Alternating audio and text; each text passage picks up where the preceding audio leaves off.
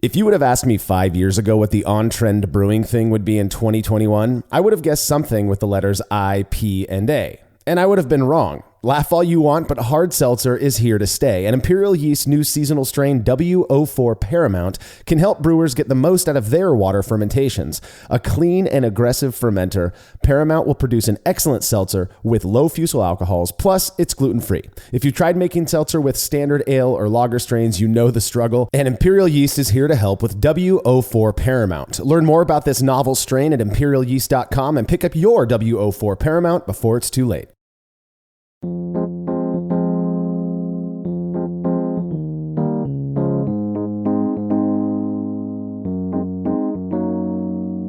Of all the various and different experiences people have when drinking beer, it would seem one that's shared by all is that it be at least somewhat refreshing.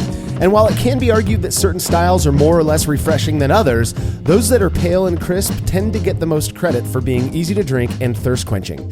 You're listening to the Brewlosophy Podcast. I'm your host, Marshall Schott, and joining me on this short and shoddy episode to discuss the supremely refreshing style known as cream ale is contributor Cade Jobe.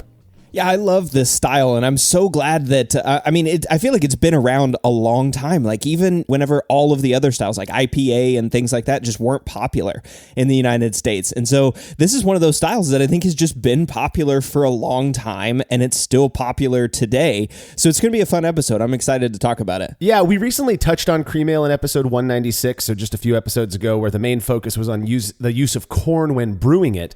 And while some of what we chat about on this episode may be a bit redundant, we're going to get a bit deeper into the style. It's no secret that I absolutely love a good cream ale and have brewed plenty in my day, one of which I cut a bunch of corners on.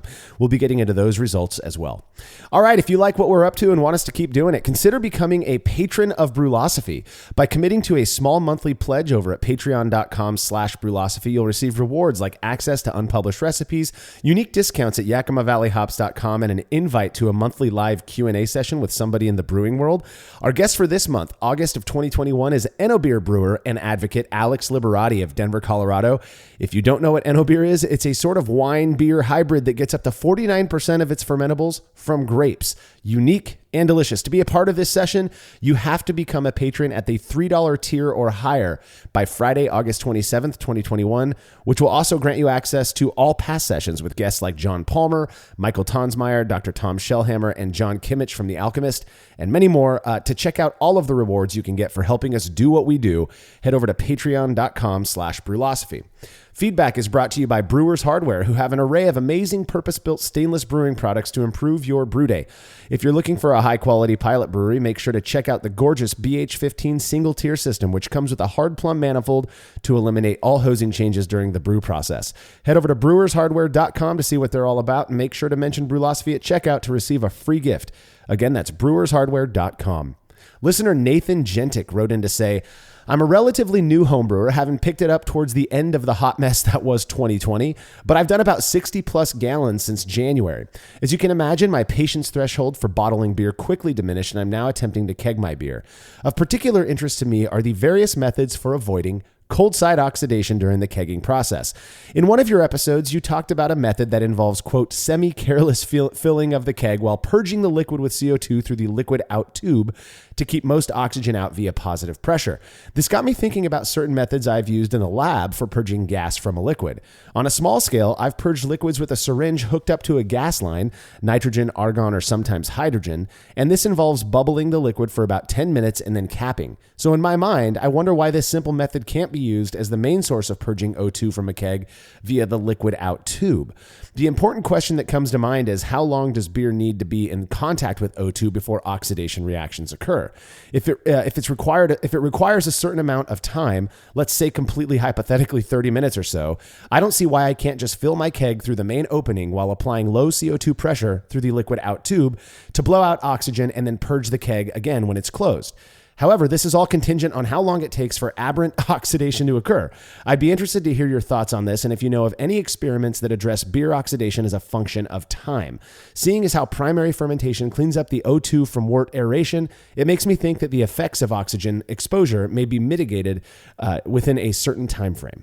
Yeah, so I think you hit the nail on the head there with the question of how long does it take for oxygen in solution to react? And my understanding is seconds. Okay, not minutes, not 30 minutes, not an hour. It takes seconds for the oxygen to degrade. Essentially, the O2, my understanding is the O2 then reacts almost instantaneously with compounds in there. And then those products, those species that are created when the O2 reacts, those are what stick around and cause oxidation to happen. But you can't, but the O2, my understanding is as soon as it gets into the solution, like mere seconds, it reacts. And there's a bunch of studies that have looked at beer oxidation. And I've actually, I'll plug the Brew Lab here a little bit. I've got a guest that I'm going to be interviewing in a couple weeks from New Belgium. And he's done a bunch of oxidation studies. So we'll talk about sort of what their issues have been. And I may even ask him that specific question, like how fast does oxidation occur? But I know if you Google, go into Google Scholar and Google oxidation in beer, there's literally hundreds of studies. But again, my understanding is it happens not instantaneously, but in seconds, right? Yeah. So if you're trying to bubble through with CO2, it's already done. You've already got the oxygen in solution. Yeah, so that's interesting because I've never actually thought too deeply about this, and I'm by no means a chemist, so I'm not sure how this stuff works. But it would seem if you introduce the beer to oxygen and a reaction occurs within seconds, and then you flood that beer through bubbling CO2 through it, right? You flood it with a carbon dioxide. Does that oxygen create a reaction that then kind of has a domino effect, that even though you're now trying to purge the liquid, the beer of oxygen, is the damage already done? And will we see a worsening of the oxidative symptoms, as it were, because of that? I really don't know. What Nathan's saying here seems to make sense to me, though, that if you are gently bubbling oxygen into the into the beer somehow, maybe it's the liquid out dip tube, and then you have just a tube going to the bottom of your keg, and you're gentle racking with CO2 getting, kind of slowly flowing into it, I could see how that would probably reduce exposure. I guess the only thing that I'd be concerned about is whatever exposure might occur due to the aberrant oxygen that's in the keg at the time of kegging, which is why we purge kegs. But it's a good thought, Nathan. And I don't want to give any feedback on it. I'm going to still be purging my kegs because it's easy enough for me. So yeah, I guess I have one other comment too, because that makes a lot of sense. If you're bubbling the CO2 through the solution, you're creating positive pressure, right? Pushing out. So maybe the amount of oxygen that gets into the solution wouldn't be as much if you're bubbling CO2 through the bottom, right? Because then CO2 is going to be off-gassing theoretically and maybe creating some sort of positive pressure pushing oxygen or air out of the keg. Exactly. Potentially, yeah. Yeah. So I get what Nathan's saying. And again, I've had experiences. I didn't purge my kegs for like the first half of my time kegging, and I had good results. So this whole cold side oxidation thing, while it likely impacts all beer styles, it really does seem to be New England IPA, hazy IPA, and even standard clear IPA, hoppier beers really do seem to be impacted more by oxygen exposure than other styles. And so I've just taken to making sure to purge my kegs and reduce oxygen exposure as much as possible with all the beers that I make. So, all right, if you have show feedback, you could send it to feedback@brewlosophy.com or leave us a note on social media. I recently received a box in the mail that contained what appeared to be a swing top champagne bottle that was wrapped in a linen type cloth. Unfortunately, it included no note describing what exactly was in the bottle or who sent it to me. Just the bottle. It was actually 2 bottles. Well, I opened them up to share with my friends. 1 minute beer review with Jersey and Tim. I can see your face through this beer. That's a good looking already beer. I think we're going to like it. We like beers we can see our faces through. Ooh, smell that. I don't get a lot. I don't know much. I'm getting a peppery smell out of that. But I know how to love you. Sing it to me, girl. And that may be the only beer I know. It's Pilsner is the only beer I know. If I have fine Pilsner is the only beer I know. Nice roast right there. Oh, a nice roast. Yeah. Easy barista. Yeah, it's a ton of flavor, so we're going to like it. It's got a lot of flavor. It's Very roasty Roasty type. That's it. It's a roasty type. Hell yeah, you nailed it. Thank you. It's a roasty type. I feel some burnt roast flavor in there as well. I like this. Would you drink this? Like if you bought this at a bar, would you drink the whole thing or would you turn it back? I would probably drink this. I like it, dude. I kind of like it a lot. I like the burnt roasty flavor, and I like that it's smooth, and I like there's no aftertaste, and there's no bitterness. Yeah. There's no judging. It doesn't judge me. I look at it, it looks at me. We coexist. There's no judging. This beer loves me, and I love this beer. I rate it 7.69 jerseys. Dang, 7.69? For a total of, I'm sorry. Go ahead. 8. For a total of 6,251 Jerstims. That's a good beer. If I had to guess what style of beer this was, I'd say either a golden stout or a coffee cream ale, perhaps, primarily because it was so pale, yet it had a rather strong coffee note to it, which I have to agree with Tim. It gave off a pretty strong green bell pepper note. The flavor was actually quite good, but I really do not like that pepper aroma that some coffee beers put off. I've heard that there are certain techniques that you can do to eliminate that or at least reduce the peppery thing, though I've also heard that it's just because of the use of a not so roasted type of coffee, like a blonde type of coffee roast. I'm not sure, but it was definitely there. Yeah, I've definitely gotten that green pepper flavor in a bunch of stouts before. That's certainly something that's a turnoff for me with some of the stouts that are brewed. But it's interesting that Tim got that green pepper and then Jersey was like, no, it's a Pilsner. Because it was clear. Yeah. Yeah, because it's clear. So, as much as these guys have matured over the last couple of years, there's still some, I don't know, maybe Jersey was just screwing around, but it sounds like they liked the beer. So whoever made that, good on you. It sounds like they really enjoyed it. Yeah, I did too. My notes say that it was a very nice version of a golden stout, which I don't usually like very much. I think it's kind of I'll be honest, I think it's kind of a dumb style. I would rather just have a dark stout. But this was a good example of it. The only downside was that bell pepper, aroma. And other than that, once you get past the peppery part of it and you drink it, it was very clean. I believe, again, I wish I knew who sent it to me. To whoever did send it to me, if you're hearing this now, please hit me up and I'll give you proper credit in a future episode. You did a great job. All right. If you'd like to have your beer or any other fermented beverage you feel like sending in reviewed on the show, you can email me, marshall@brewlosophy.com, and we'll get you all set up. When we return from this break, the focus will be on creaming.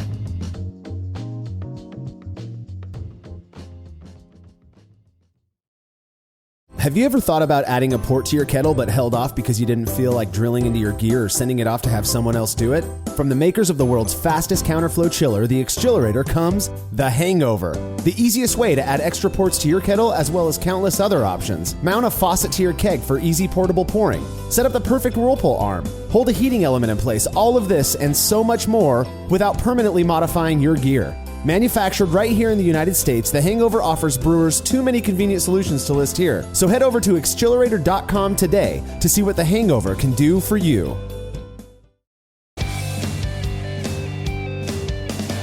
Compact and simple to use with a small footprint for brewing indoors, the Grainfather makes it easy for you to brew professional quality beers at home.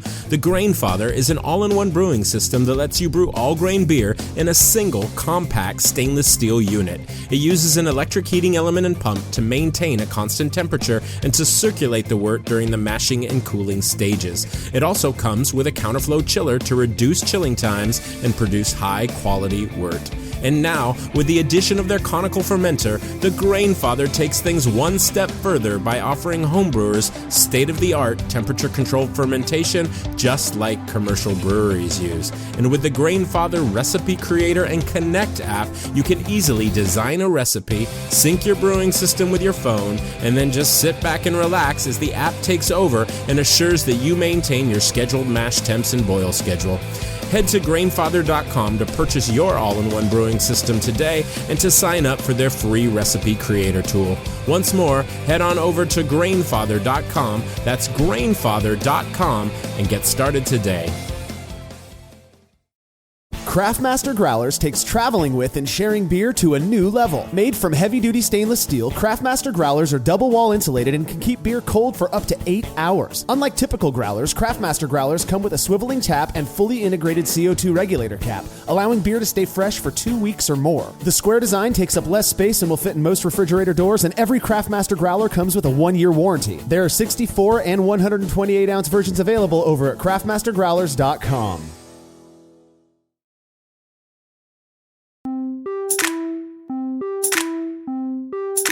When you look at a list of classic beer styles, most originate from regions in Europe who have rather long brewing histories. Belgium, Germany, and England, for example.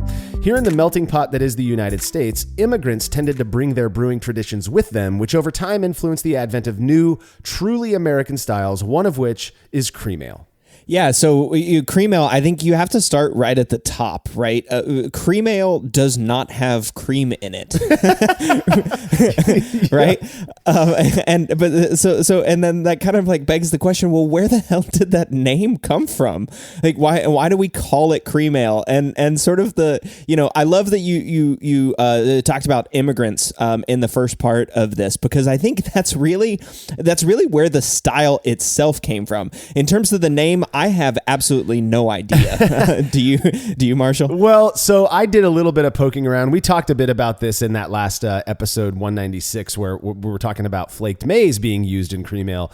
I guess the hypothesis of where the word or the term cream ale came from that I found most believable is that cream, back in the late 19th century or late 18th century, cream ale or cream was a cream from a cow, the cream of the crop. It was viewed as kind of a higher end product that only those who could afford cream would get it, which was a big thing back then. And so it was sort of a marketing ploy, right? If we call this cream ale, people are going to want to try it, especially if it doesn't cost that much. And so that was one hypothesis that I read as to where it came from. But honestly, if you look around, there are so many theories going around as to where this thing, the term cream ale came from. And I don't think anybody actually knows for sure why the inventors of this really delicious style that doesn't taste like cream at all use that term for it. What I do know is that there are a lot of breweries out there who try to make cream ale taste creamy by adding vanilla, and I'm not really a fan of that. No, yeah, me either. I don't like a vanilla or even lactose in a cream ale. But so let me get this straight though. If one of the hypotheses is that American American brewers are just straight up lying to people. Imagine that, right? Imagine that. Yeah, the old marketing ploy there. Yeah, I think it's interesting. Yeah, well, all right. So, the style itself, it was born in the mid 1800s in the U.S. And like you said, the immigrant traditions influencing U.S. styles and how U.S. brewers ultimately brewed beer was, this is allegedly a response to German lagers. And so you had a bunch of German immigrants coming over and Czech immigrants coming over, bringing their lager strains and brewing lagers, especially in like cold climates, but this is another one of those instances where I think geography really impacts how a style is brewed and why it comes to be the way it is. So cold fermentation and cold lagering weren't as widespread in the U.S. at that time. I mean, refrigeration was still a new thing and was usually only in like big cities. So I mean, you've got all these people that sort of live in areas where they're making beer, but they can't do cold fermentation and cold lagering, or at least not as well as Germans, German imports and German immigrants that are bringing it in. So you've got to compete, right? Because everybody likes this nice clear beer, especially as glass is becoming popular. You can see the beer.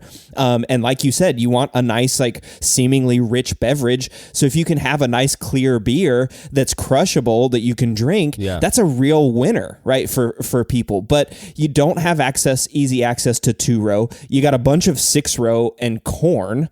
And you don't you're learning how to, kiln lighter malts. And the other thing too is corn and rice increase alcohol. Can increase alcohol. So I can see why, brewers at the time would make this style, using ale yeast where you don't have to cold ferment, and it becomes really popular, right? I mean, it's sort of like a German lager. It's got all the same sort of characteristics, but maybe just a little bit more flavor. And maybe that's, like you said, Marshall, where they came up with this idea of calling it cream. It's got a little bit more flavor than the German lager, so it's the cream of the crop or something. Yeah.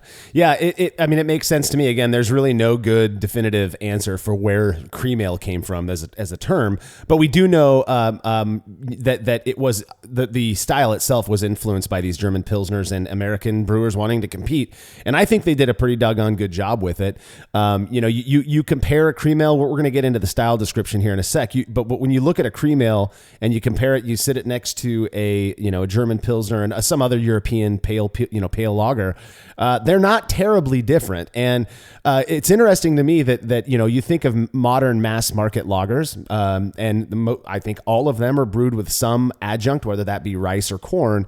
And cream ale was using corn before using corn was popular. You know what I mean? And that was one of the things that they did that kind of became a part of the style.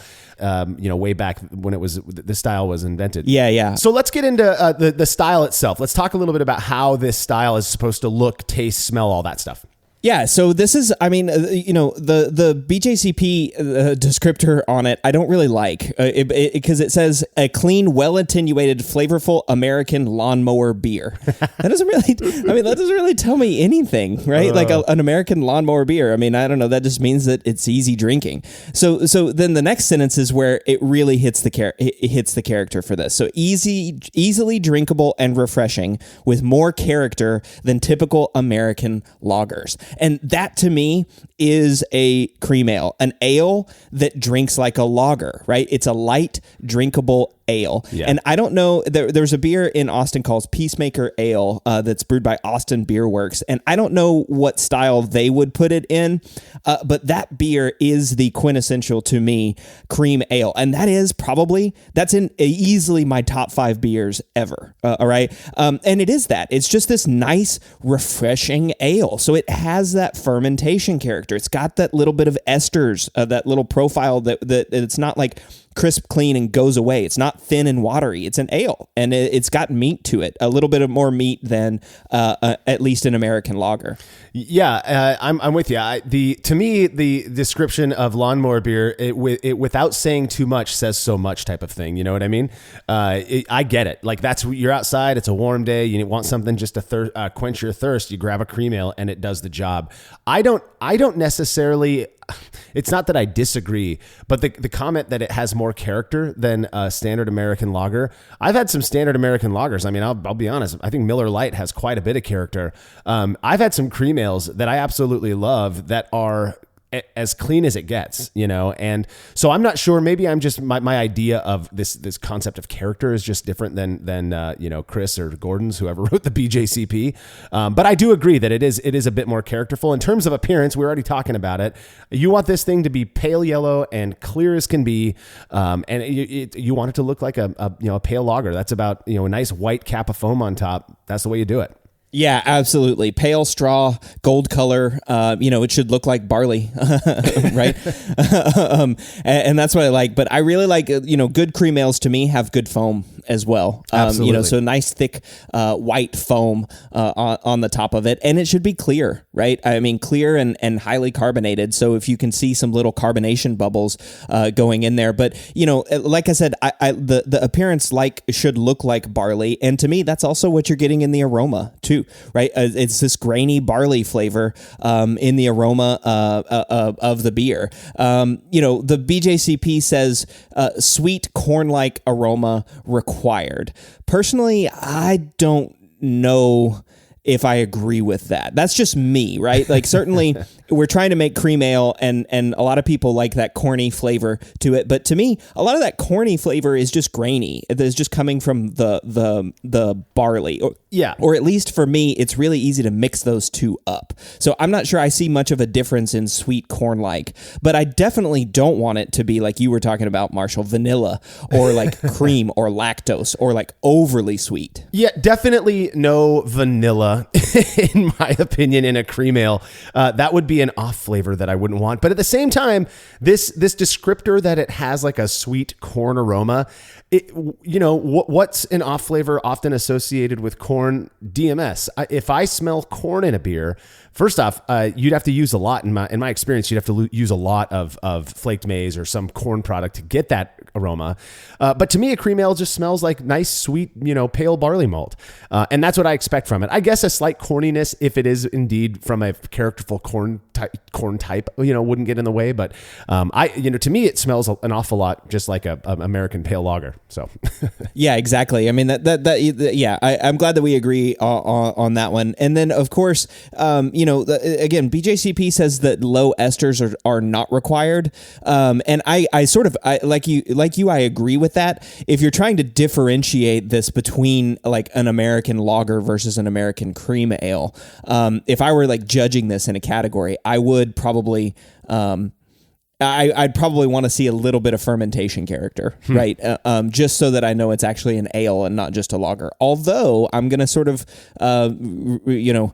double back a little bit, is that you can brew this with lager yeast. So you can make a not estery cream ale. But to me, those are sort of the best examples, especially in aroma. Yeah, I agree with you. And on the flavor, to me, it just follows through that aroma. Nice, clean, low malt, low hop, easy drinking. Again, lawnmower beer. This is a beer that you want that basically to replace water, while you're working out in the yard. And so to me, a slightly toasty, maybe crackery, malt character that's just not too overwhelming, not too rich, it's not the thing that you focus on. For me with cream ale, what I want to notice first thing is how refreshing it is, how light and crisp it is. And that works really well. I think a slight malty sweetness is perfectly appropriate there in terms of the flavor. But again, you just don't want it to be too rich. Yeah, exactly. And I love a little bit of bitterness to offset too, right? Not overwhelming, like low to medium bitterness, but some nice bitterness too, so that you can offset that sweetness a little bit. But again, like you said, it's drinkability. It's getting it down, getting it down the throat without much trouble. So yeah, I mean, nothing overwhelming. Everything just sort of lightly there, medium there. And you'll be good with the flavor. And that kind of like segues into the mouthfeel too. So, you want it sort of, light to medium body. I mean, again, I don't want like a thick viscous beer, but I definitely don't want it watery. And I've had some really poor cream ales where they've just been really light, like really watery, thin. And I really just don't like that in terms of mouthfeel. Yeah. And I think one way to adjust that is obviously it's with your grain bill, but the grain bill is not going to be too complex for a cream ale. We're going to get into that in a sec. But one way to adjust that also is with your carbonation. Cream ale should be nice and fizzy, and that will create the impression of body without it being there. So it keeps it easy to drink, keeps it crushable, which is exactly what you want in this style. All right, let's move into talking about characteristic ingredients, what you might typically expect to use in a cream ale in terms of malt or grains in general. I think the first thing that comes to mind is going to be either Pilsner malt or pale malt. I've used a blend of both Pilsner and pale malts. I don't think that they're nearly as different as some people seem to believe, at least when they come from the same maltster. So to get a slightly lighter looking beer, which I really like the palest cream ale possible, I like to use Pilsner malt in my cream ales, the majority of the grist. Yeah, exactly. And I like the way that you said that, because that's my distinction here is the color. Pale malt's just going to have a little bit more color. It's going to be a little bit more towards the gold and not as much of that straw. But the flavor is not going to be all that different. I mean, again, I'm like you. Those malts are really hard to tell the difference. I mean, you can tell the difference between them, but it's really difficult. But yeah, I'm like 70% of the grist in Pilsner or two-row, and then about 30% in corn or rice. So I'm adjunct in almost every batch of this. And I think that's appropriate. I don't think I've ever seen a cream ale that was made with just 100% barley. So not Reinheitsgebot approved, but There is one that we're going to talk about here in a minute that was made, at least for a bit. I don't know if it still is with just barley.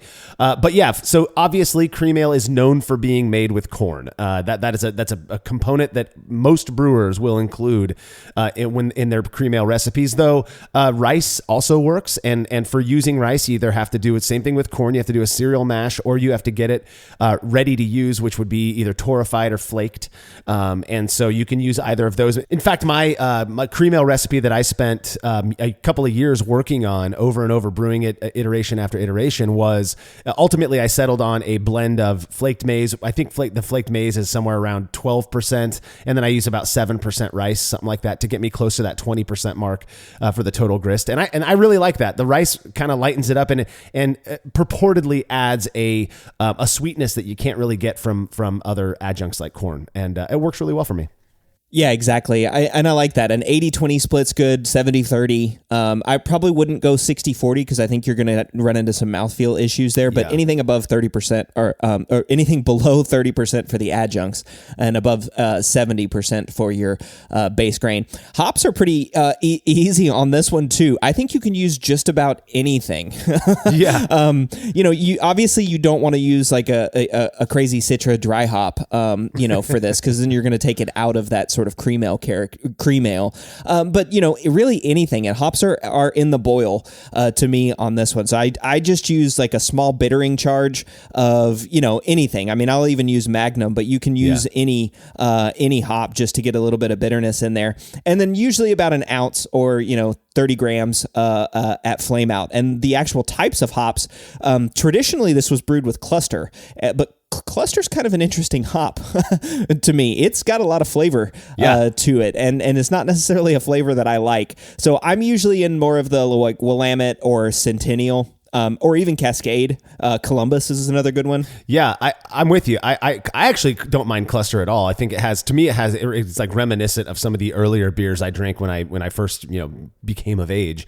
But I don't do a flame out edition in my cream ale. I do like an early edition for bittering, and then I might add like a half ounce at 10 minutes or something. But there's so many different approaches that you can take to brewing it. Other good hop varieties are just noble hops to use in a cream ale. Again, you're trying to kind of mimic those European pale lagers, right? And so any hopping rates that you see on those types of beers, you can pretty much get away with in a cream ale as well. When it comes to yeast, this is one of the more contentious conversations that we're going to have as it regards cream ale.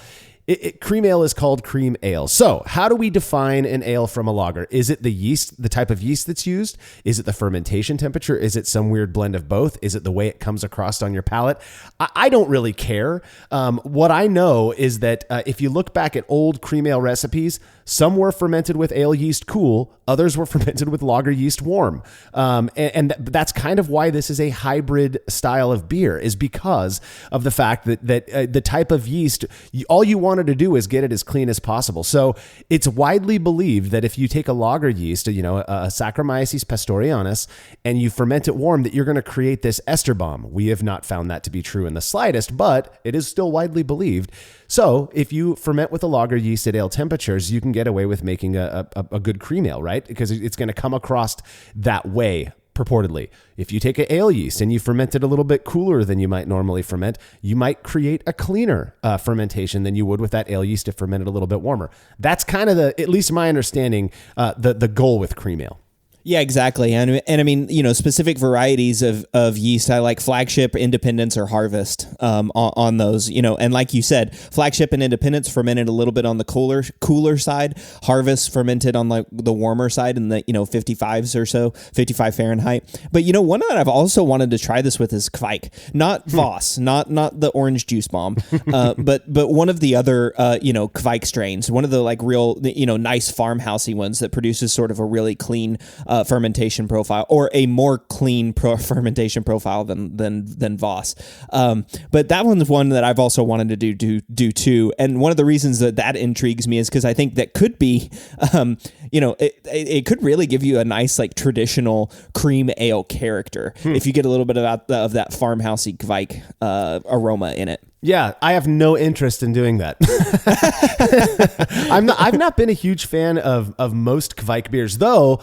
This is a total aside. I did just do a side-by-side blind tasting of a couple beers at Crow and Wolf. Same exact wort that they fermented, one with a Kvike yeast and the other with a very, we'll say, a very popular strain for New England IPA right now. And blindly going into them, I actually preferred the Kvike one. So there you go.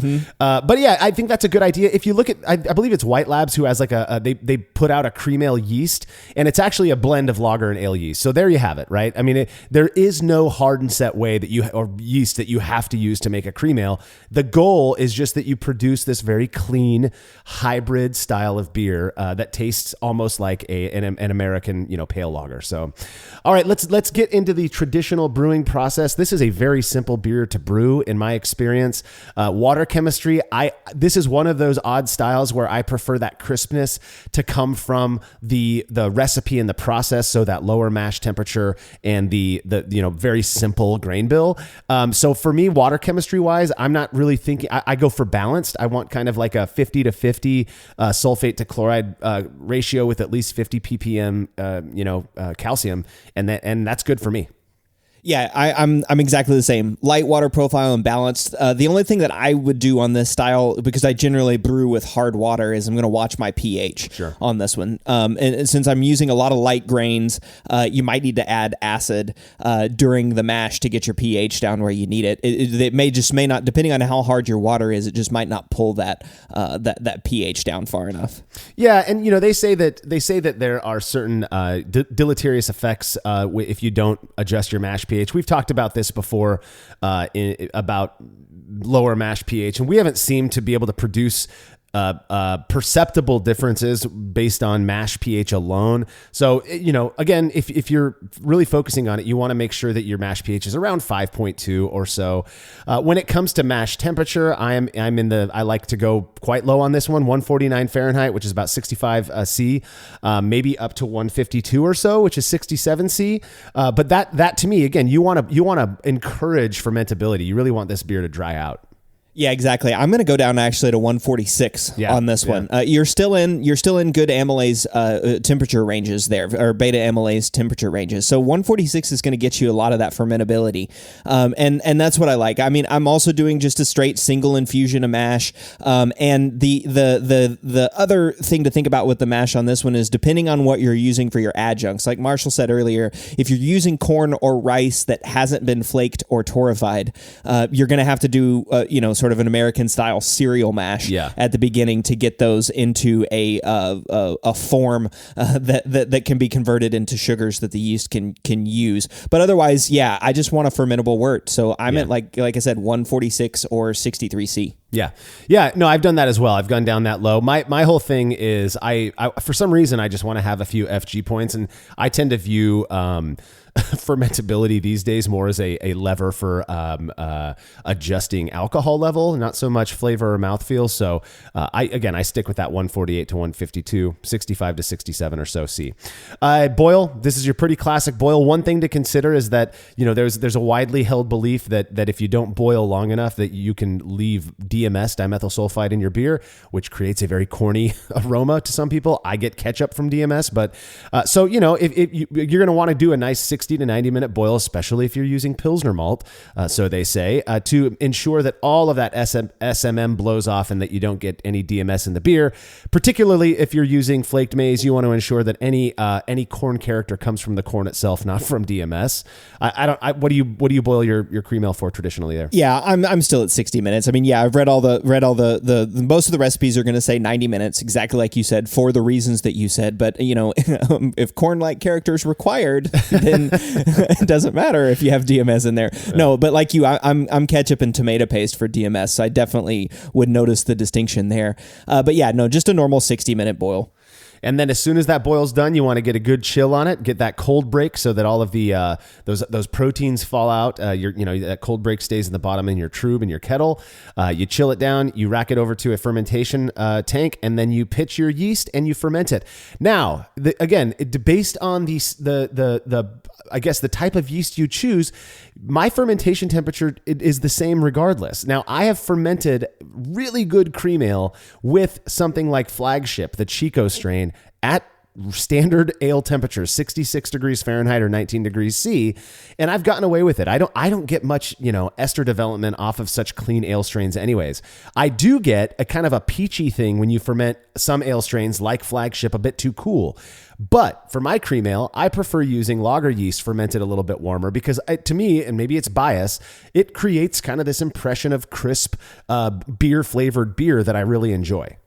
Yeah, I think I'm more on the cold or on the ale side, maybe just a little bit cooler, like you said, because I mean that peach ester is really nice in this, and I do want a little bit of ester, so I might even ferment an ale yeast a little warmer. I have not dialed in a cream ale on this, so I've brewed one a couple of times, but I've never actually dialed in a recipe. I trust Marshall's opinion on this more than mine, but I definitely I want a little bit of fermentation character in a cream ale. So that's what I'm looking for a little bit. Not necessarily just like the clean crispness, from a lager, because to me, that's what sort of sets the cream ale apart is It does have a little bit of that ale character. And so, like you said, warm ferment, your lager yeast or cool ferment your ale yeast, or, if you want something crisp and clean, just stay right there in the nice range, 66, 67 F, for Chico or Flagship. Yeah, I think classically what you're going to see, most cream ales fermented around 60 degrees Fahrenheit, or it's recommended to be, 60 degrees Fahrenheit or 16, 17 degrees C or so. And you can get away with using lager yeast or ale yeast at that temp. So I think that's kind of a cool, if you're making cream ale, just try it out 60 degrees, 62 degrees Fahrenheit, something like that. And then it comes to, getting this beer as clear as possible. You can use, I think, some of the bigger cream ales out there are probably filtered. If you don't have a filtration system, you might find with something like Biofine Clear, maybe even gelatin, to really drop this beer out as clear as possible. You want it to be beautiful, see-through, no haze whatsoever, ideally. And then on top of that, you really want to have a good carbonation on this beer. You want it to be nice and sparkling in your mouth, like a soda almost, that just tastes like beer. That's the way I look at it. And again, that carbonation can really contribute to the perception of a bit more body in a beer that could be otherwise perceived as kind of thin. Yeah, and it'll also help out with the foam on the top too. Yeah. So I'd like to see a nice thick foam on the top. Maybe that's why it was called cream ale, because maybe it had like a nice foam on it, and so it looked like cream sitting on the top of the beer. Who knows? Throw that out in there in the hypotheses. But yeah, that's exactly right. I'm carbonating this one pretty high, like 2.7 to 3 volumes. Now again, if you're bottle conditioning, be careful carbing anything to 3 volumes so you don't get exploding bottles. Yeah. But if you're in a keg, 2.7 to 3 vols, that's kind of where I'm at. Yeah, couldn't agree more. That's exactly what 2.7 is what I aim for in my cream ale, and that's what works for me. All right, let's see. Good examples of cream ale out there. You want them to be crisp, clean, and crushable. We've already talked about that. This is a lawnmower beer.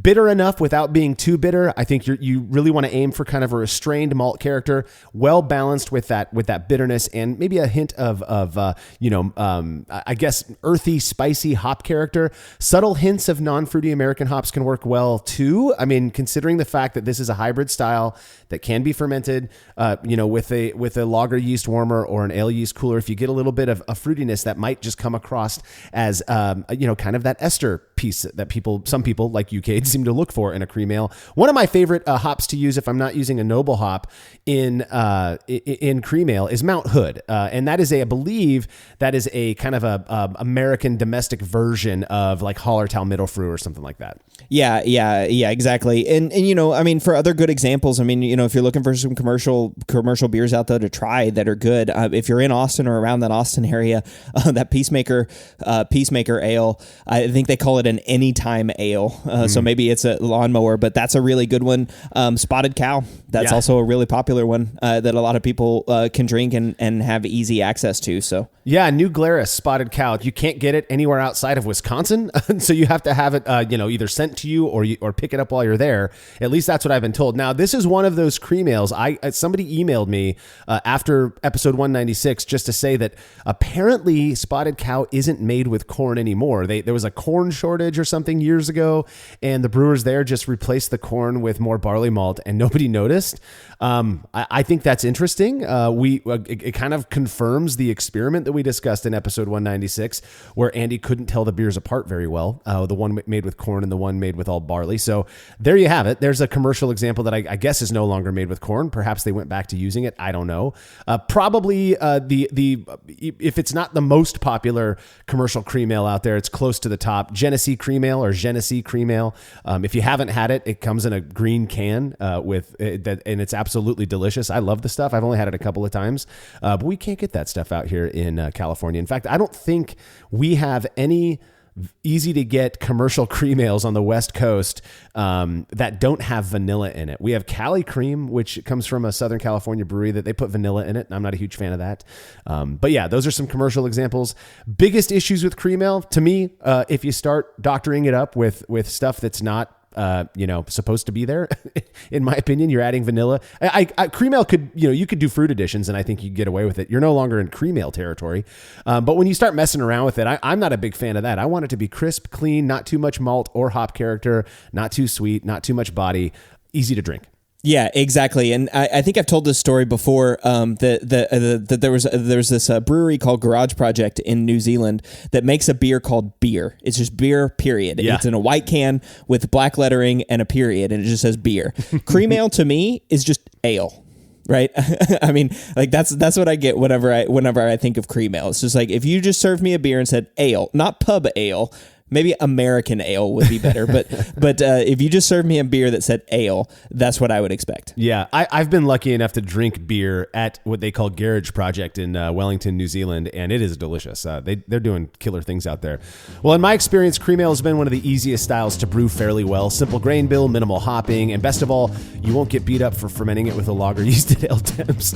Of course, that's been the case when I've used standard brewing methods. What happened when I made one short and shoddy style? Results when we're back from this break.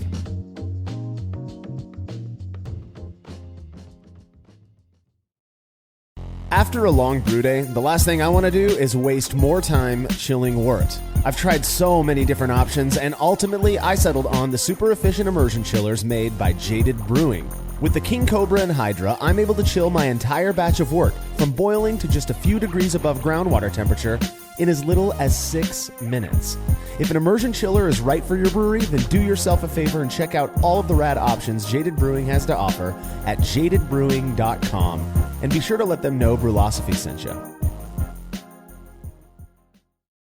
There's no denying that stainless steel is the best material for brewing equipment, and Delta Brewing Systems offers some of the lowest prices on high-quality stainless gear, like the Firm Tank, which in addition to holding 8 gallons or 30 liters of wort, comes with a domed lid to even further reduce the chances of a messy blow-off. Plus, it can hold up to 4 psi of pressure for closed transfers. Delta Brewing Systems also has their own line of brew kettles, as well as one of the lowest-priced all-in-one electric brewing systems out there, and their prices are shockingly low. If you're in the market for legit stainless gear that won't break the bank, do yourself a favor and head over to deltabrewingsystems.com today.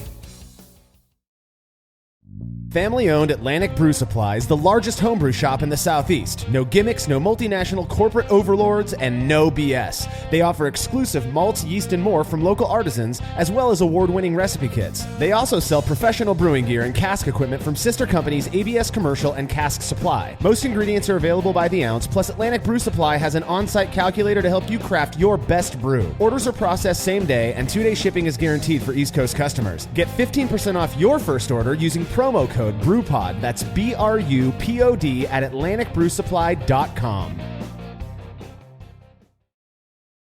The brew in a bag method has blown up over the last few years, and in that time, it's become very clear that not all bags are created equal. For the best BIAB experience, you have got to go with the Brew Bag. Made from high-quality, food-safe polyester, the Brew Bag is available in both 210 micron for standard brew in a bag, as well as 400 micron, which works beautifully for all-in-one recirculating systems. I've been a Brew Bag user for years and wouldn't brew without it. Head over to brewinabag.com to get the fabric filter that works for you, and use promo code TBP17 at checkout to receive a discount. Again, that's brewinabag.com.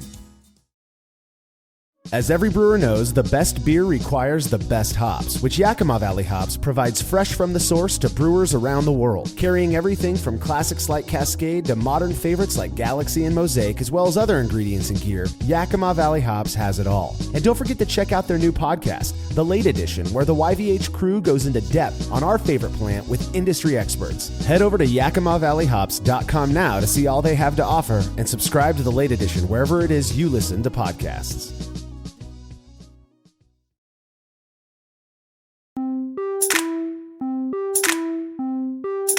Cream ale is a style I've brewed quite a bit, not just because it's hot as hell for a third of the year where I live, but I just love how drinkable it is.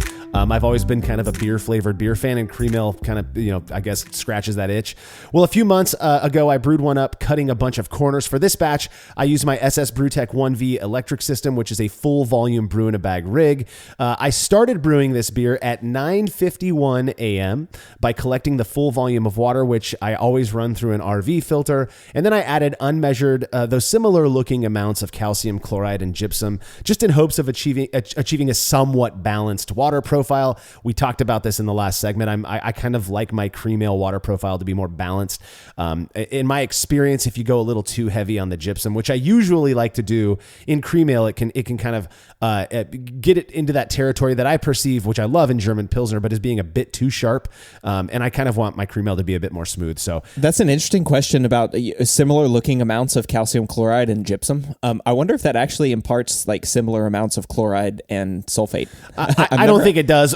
Honestly, I actually know it doesn't based on my years of experience actually with measured profiles, but it was what it was. And short and shoddy. I just wanted to see where we'd get with this thing. So yeah. The recipe that I used for this batch was inspired by my Carpetbagger cream ale recipe, which I've brewed many times and I absolutely love it. Though I did make some changes just to go with the short and shoddy thing. 78% of the grain bill was Mecca Grade Estate Malt Pelton Pilsner style malt. So I went with the Pilsner style as opposed to the pale malt. And then I used 18% quick corn grits in place of what I would typically use, flaked maize. And then I used 4% minute rice. I believe my Carpetbagger cream ale recipe has a little bit more rice and a little bit less corn grits, but this is what I went with for the short and shoddy. What do you think about that grain bill for a cream ale? I remember whenever I saw this grain bill and I was going, wait, you can brew with grits and minute rice? But turns out, yeah, you can. I mean, corn grits are essentially already, I guess, flaked maize, or at least close enough there. But I like that. And I also like Pelton as your Pilsner, because again, that's going to give me a little bit of the more character, a little sometimes like hay character that I really love from that malt. Yeah, I get kind of a sweet hay thing from it as well. And oddly enough, I also get a very subtle hint of vanilla whenever I use high amounts of Pelton.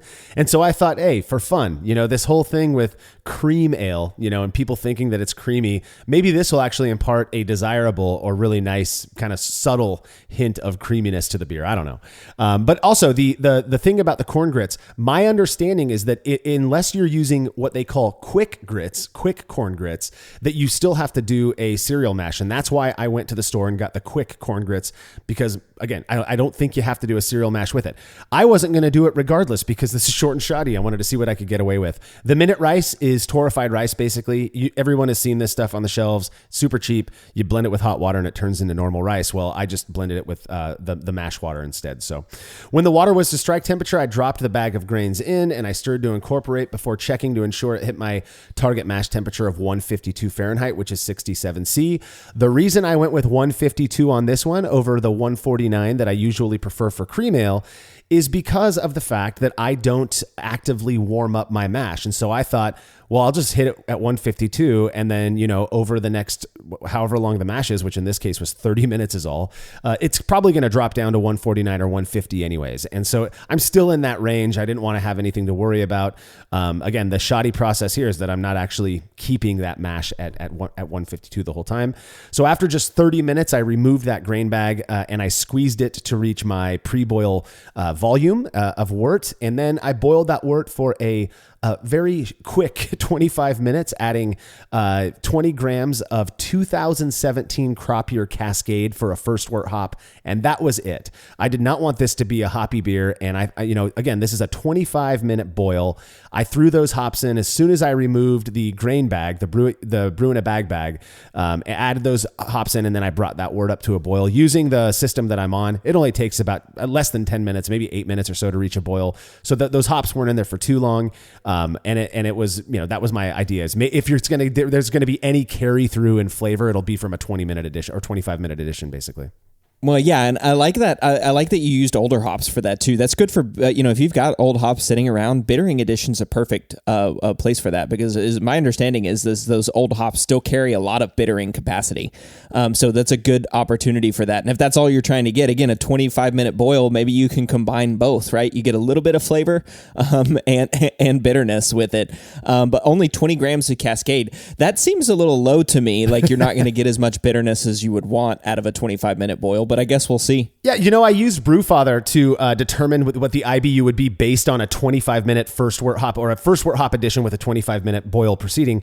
And it came out to about 14 IBU, I think, 13, 14 IBU. And I didn't do any adjustments based on the age of the hops or anything like that. Now, one thing that I have found, anecdotally at least, when using older hops, if they're not stored well, if they're oxidized hops, it doesn't matter if they're a year old or if they're 5 years old, they can impart this really unpleasant bitterness that I've been told during spending time up at Hop Harvest in Yakima is a beta acid bitterness. Something happens when they're oxidized to create this gross bitterness. So just be careful with that. Usually you can smell if your hops have turned. And I will say, I keep my hops in a freezer in the dark.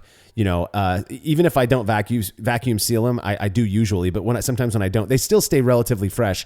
And I will when I opened up this bag, I still have them out in the freezer. They smelled great. So I wasn't afraid using these ones, but I did intentionally use older Cascade hops because this was a short and shoddy batch. So when the boil was complete after that 25 minutes, I chilled the wort to 66 degrees Fahrenheit or 19C with my Jaded Brewing Scylla immersion chiller before taking a refractometer reading that showed the wort was at 1049 OG, which was 64% brewhouse efficiency. Pretty doggone good for a 30-minute mash and a 25-minute boil. And it seemed that there was really no impact of not doing a cereal mash on those grits.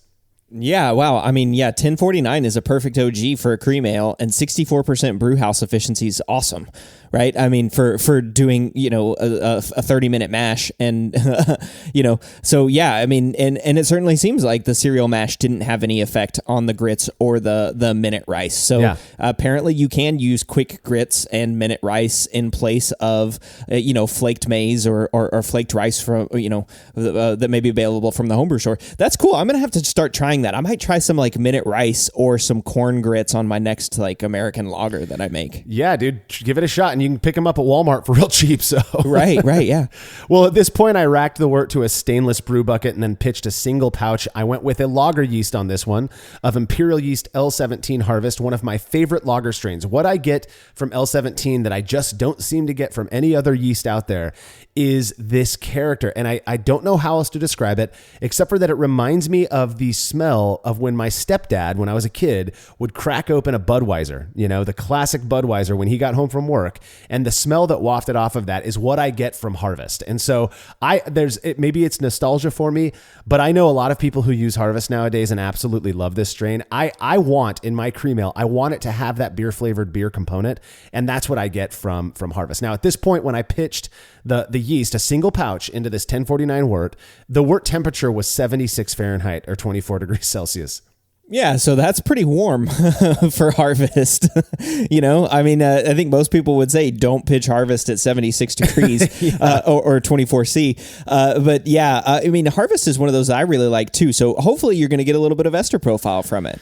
Maybe that beer flavored beer thing that I get from it I always ferment Harvest Warm. Maybe that is an ester profile. It doesn't, to me, when I hear esters, I tend to think kind of a fruity alcohol type of thing. And that's not at all how I perceive this thing that I get when I used Harvest, but I love it anyways. And that's what I chose for this short and shoddy batch. I did place the filled fermenter into my temperature controlled chamber, which back then was a chest freezer that I just kept controlled at 66 degrees Fahrenheit or 19°C. So a bit warmer than you would typically ferment one with a lager yeast, but also a cream ale.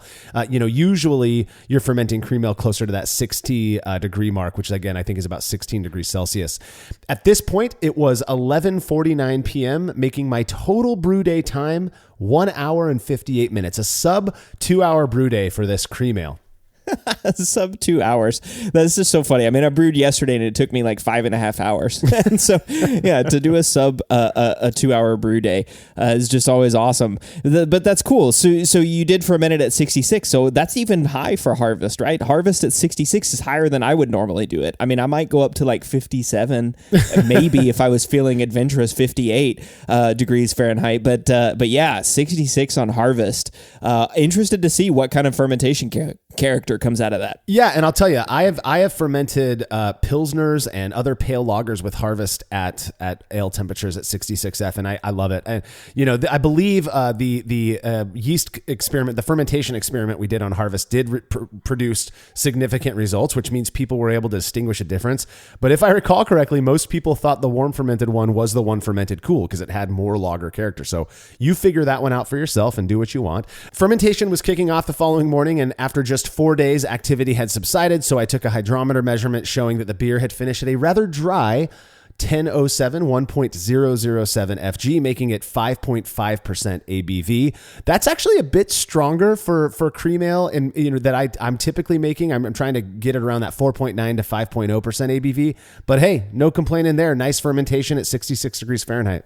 Yeah, you hit a pretty high OG, that 1049 OG. So yeah, I mean, maybe that's just a better efficiency. I mean, you got 64% efficiency. Maybe that's what kicked that ABV up just a little bit. But that 1007 is where I want to be for a finishing gravity. 1005, 1007. I mean, I'm okay even being a little bit lower than that too, but nothing over like 1012. I don't want a lot of residual sweetness. Yeah, certainly. I'm not sure that FG is a good measure of sweetness, perceptible sweetness these days. After all of the experiments we've done, but still, I want it to be down there in 1005 to 1008 is kind of ideal for me. So I replaced the airlock with a balloon lock, which is just a dumb term for a CO2 filled Mylar balloon, and I cold crashed to 33 degrees Fahrenheit or 0.5 degrees Celsius, where it stayed for about 24 hours before I proceeded to rack the beer to a keg. Now, people are going to say, oh, you cold crashed with CO2. Yes, the point of short and shoddy is to make a good beer using shoddy methods.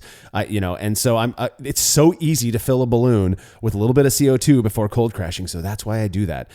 I would usually fine with gelatin, a cream ale, but I completely forgot to do that. I legit just didn't cross my mind to fine it.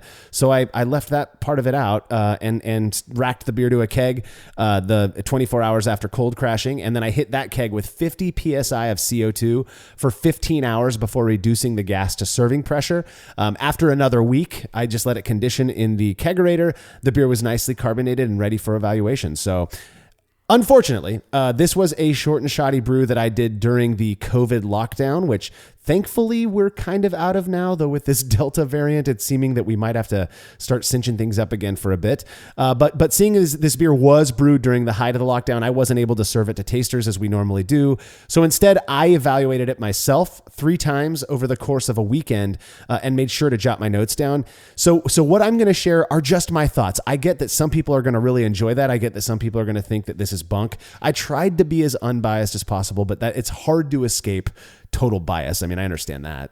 Yeah, for sure. And, I know we've done some episodes on COVID and how that's affected us and everything like that. I mean, things had to change a little bit because you're not able to save it to tasters. But I do think, Marshall, don't sell yourself short. You are a BJCP certified judge and you've had a lot of beer and a lot of cream ale over your life, right? I have had a lot of cream ale and beer in general. And also, I'm not, all of us are victims to Dunning-Kruger. We all think we're smarter than the other guy when really, the more experienced sweetest we get, the more open we are to the potential of that not being true, right? And so, given my experience, I'm pretty comfortable calling myself out when I brew a bad batch. And so, I tried to approach this as unbiased as possible. We'll start with the appearance. This beer was very pale yellow. It looks like a mass market lager. However, the clarity wasn't quite where I would want it to be. I was drinking it, just a week or so after it was kegged. This is short and shoddy, quick turnaround times. And I didn't gelatin fine it. I didn't do anything to filter it. So, maybe with longer conditioning time, or if I had added some sort of a fining agent, it would have dropped much clearer, though. I do think it's interesting. I have found that even with gelatin fining, some of these 30-minute mash beers that I make just kind of maintain a permanent haze. And I'm not sure what would cause that.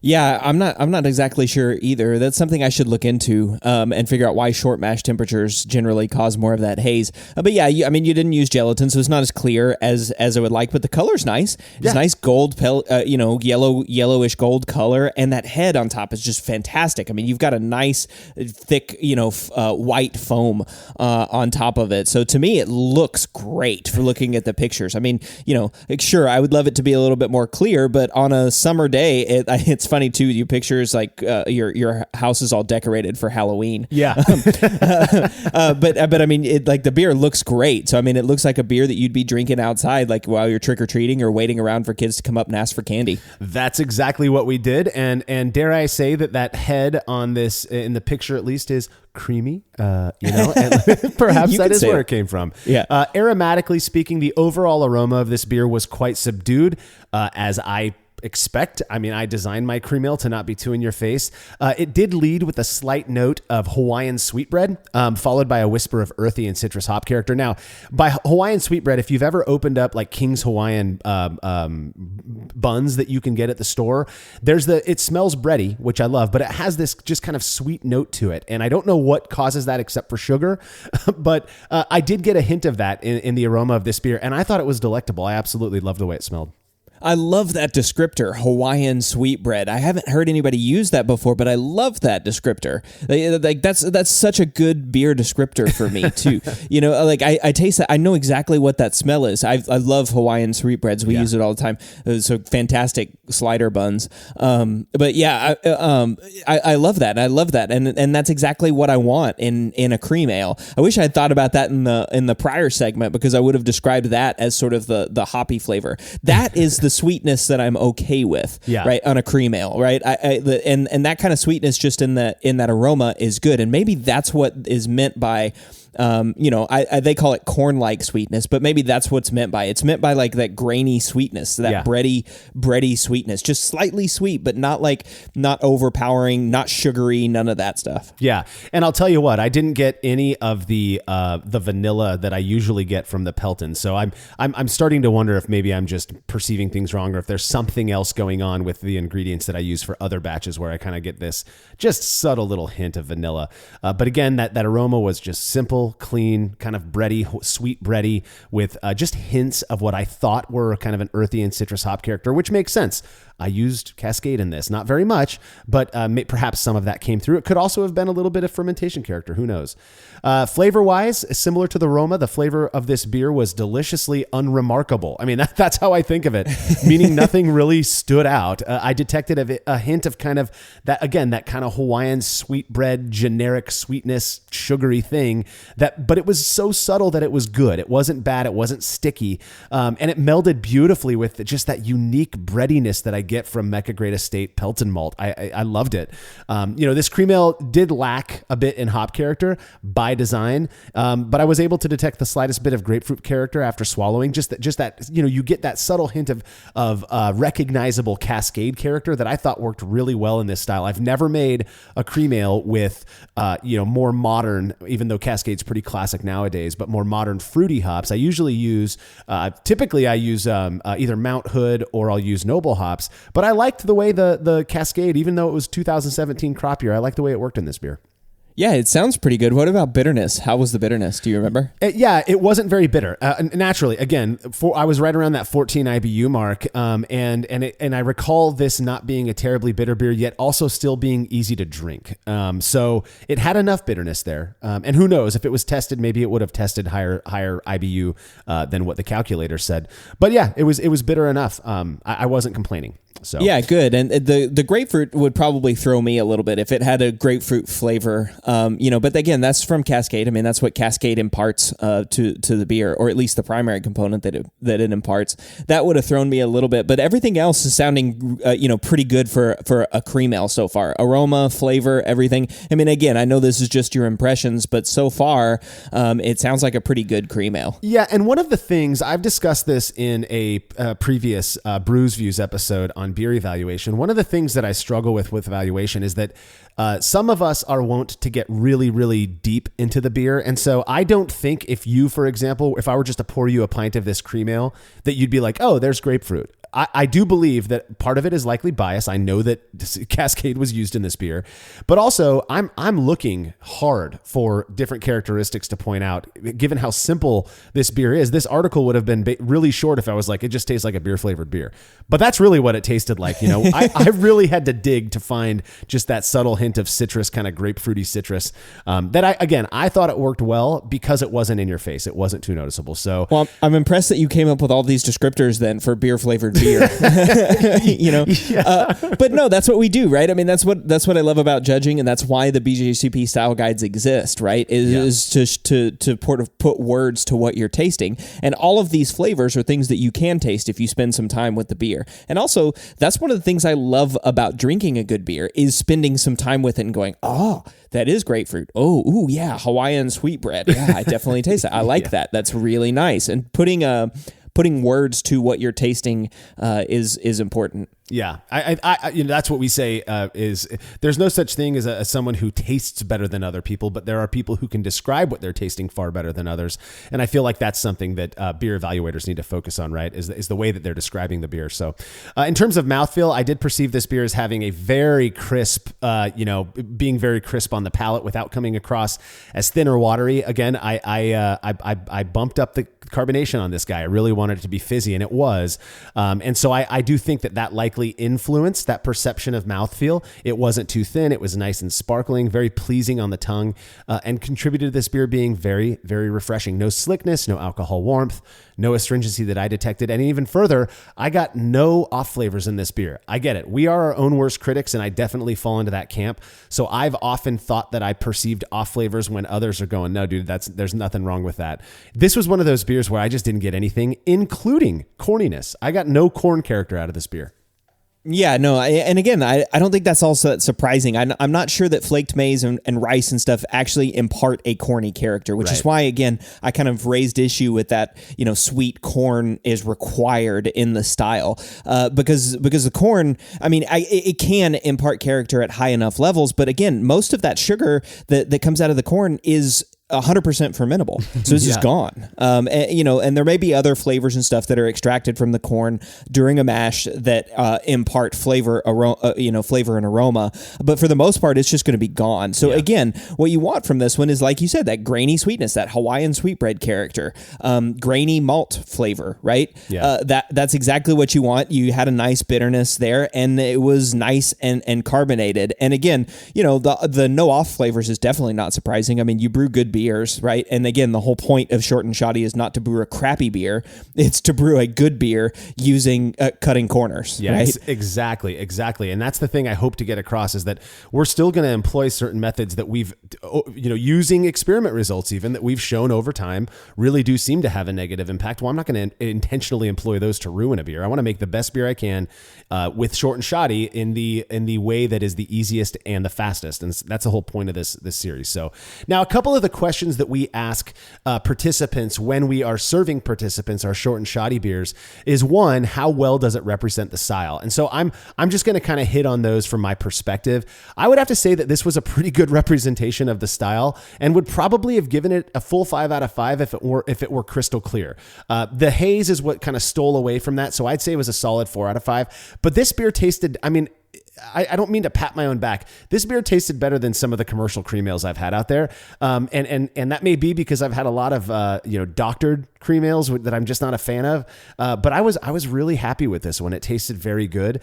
The other question that we ask all of our participants when they're evaluating a short and shoddy beer is their preference on a scale of 0 to 5. How much did you like it? Where 5, it means that they loved it. 0 means that they hated it. If it's not totally clear, I absolutely loved this beer. Would make it again in a heartbeat. Though I would definitely not forget to fine it with gelatin just to make sure it cleared up faster. This was a beer that I wouldn't mind having on tap all the time at my house. So you can assign your own point value to that. Probably a 4 to 5 in my opinion. But yeah, I no complaints about this beer other than that it wasn't as clear as I'd like it to be. Yeah, I love that. And there was another phrase that you put in the article that was simple without being boring.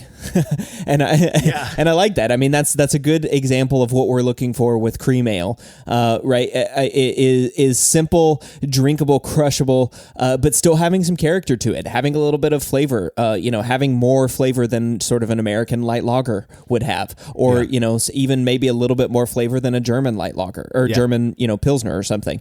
So it sounds like that's exactly what you wanted. And, again, people may say that you're biased, giving it a 4 or 5 out of 5 because you brewed the beer. But again, you've had enough cream ales and beers out there that when you've made a good beer or a bad beer. And again, I would always say, like, if it's a good drinkable beer, that's in a 3 to 4 range, no matter what, right? Yeah. Like, drinkable is a 3, good or great is a 4, and then outstanding is a 5. So again, those aren't, that's how I would rate it. So again, those aren't out of line based on what you've, described with the flavor, aroma, mouthfeel. I don't think anybody's going to suggest that it was, less than a 4.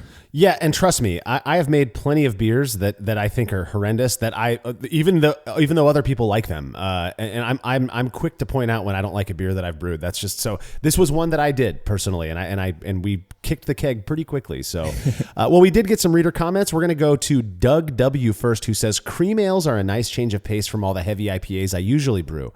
I admittedly was afraid of it for many years due to the name, thinking there was dairy in it. Horrible name, great beer. I love that because so many people say that, right? And I started at the top of the show, with the segment saying it doesn't have cream in it, right? Because I feel like a lot of people, especially, people that aren't as familiar with different beer styles, when they see that cream ale, they go, oh, no, it's going to have like lactose in it or it's going to be super sweet. I don't want that. So yeah, I mean, it's funny that, the American brewers essentially were lying to people, to make them think that there was cream in it in the 1800s. And now we need to lie to them and like change the name and be like, no, there actually is no cream in it. Don't worry, you can drink it. Yeah, exactly. It's funny that people have, modern brewers these days are adding vanilla or lactose to it just to kind of make it match, but that's not cream ale. Call it something else, in my opinion, or call it that. I actually don't care that much, but yes, I'm not a fan of the creamier cream ales out there, as it were. So Reddit user, the Heavy D21 says, I like to refer to cream ales as beer flavored beer. When non-craft IPA drinkers come over, that's what I'll give them. When my mom asks for a regular beer, that's what I give her. Beer flavored beer. Yeah, I like ale-flavored ale a little bit better because beer-flavored beer to me is light lager. And so this is going to have a little bit more character in it, but I know you're going to disagree with me. I do disagree with you. I actually agree fully with the Heavy D21. It tastes like beer, and that's what I love. It has that nice, crisp, pale, moderate, not even moderate, minimal sweetness, minimal hop character, minimal malt character, and it's just good beer. So I'm with you, the Heavy D21. Reddit user Licking Goat Bros Brews says, I stopped reading at the point when you listed grits. I had no idea grits were even available in California. Some parts of the U.S. don't even know what grits are. That's a breakfast staple here in the Southeast. Do you keep grits on hand at your house? Licking Goat Bros Brews? No, I do not. I actually bought those the day before brewing this beer because I realized I didn't have any flaked maize on hand, and it seemed to work just fine. To me, it kind of contributed to the shoddiness of this short and shoddy brew, and that's why I tried it out. Oh God, I love grits. Grits for breakfast is so good. I mean, shoot, I'll eat grits all the time. You know, shrimp and grits, or any of that stuff. Yeah, being from the South, I love that stuff. But like the Reddit user, I have no idea you could brew with grits until I saw this Short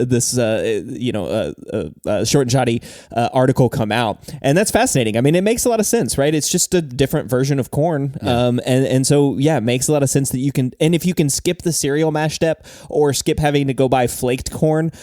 It also sort of raises the question: can you brew beer with cornflakes? And I'm sure somebody out there's done it. I believe you can. The thing about cornflakes is that they are fortified. We talked about this in that past episode. They are fortified with minerals and such, so that it's healthier for you, I suppose. But I've read about people who use cornflakes and it works just fine. One thing you do want to keep in mind, based on what I've read, is that if you're going to use grits in brewing, make sure they are quick grits and not your standard grits, which will require apparently a cereal mash. Maybe I'm wrong about that.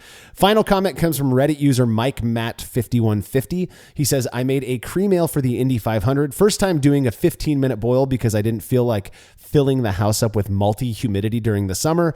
Dry hopped it with cashmere and it was delicious. Yum. Yeah, so cashmere is one of those weird hops for me. I get some onion and garlic from cashmere pretty frequently, but it's a good one. But that's another great example of a hop that you can use for this one. So cashmere is a really good one. I mean, a lot of people get lime from cashmere, and so lime in a cream ale would be really tasty. So yeah, this is just another example of another type of hop that you can brew. And talk about a great beer for a race, right? Yeah. For the Indy 500, the cream ale. Oh my God. I mean, you're going to crush that keg in the weekend, especially if you share with people. You're going to need maybe to bring 2 kegs because people are just going to keep coming to you and drinking that beer. Absolutely. So yeah, that's a fantastic one. Yeah. The thing I'm more interested in is his 15-minute boil. I've not been brave enough to do that just yet, but it makes sense to me. You don't need this beer to be terribly bitter, and so if you hit it with some a higher alpha hop at 15 minutes and that's the only hop addition you make, I could see it working just fine. People aren't having issues with DMS these days based on boil length. So, well, Cade, I do believe that brings us to the end of this episode on our Short and Shoddy cream ale experience. Anything else before we wrap things up? No, I mean, I think it's pretty clear that you and I both love this style. So if you haven't had a version or if you've been shying away from cream ale because you're worried about the lactose or cream in it, go give it a try. And again, in the summer, this is a great one to brew. And this is also just a good style to have around if you want something that's just a little bit more flavorful than the normal sort of light lager. Absolutely. And just to point it out, if you are one of those folks out there who really like vanilla or lactose in their cream ale, we're not here to call you out. You keep on brewing what you enjoy brewing. That's the whole point of this. And please remember to subscribe to our new podcast, The Brew Lab, so you're notified when new episodes drop. And don't forget, you can click the link in the description of this episode to read all about this Short and Shoddy cream ale. The Brewlosophy podcast is made possible by the generous support of our sponsors as well as all of our rad listeners. We seriously could not do this without you. Cheers to everyone who has subscribed and left a review of our show. It makes a huge difference. If you haven't yet, please consider doing so. Head over to brewlosophy.com/support to view a list of ways you can easily help us to continue producing this podcast. If you want a reward for your support, visit patreon.com/brewlosophy. Thanks again for listening. We'll be back next week with another episode of the Brewlosophy podcast. Until then, think beer. Start off the morning with some hot tea, lemon and honey, cause it soothes my throat. Put some herb in the bowl, yeah, it's homegrown. Ain't gotta go through the middleman, no.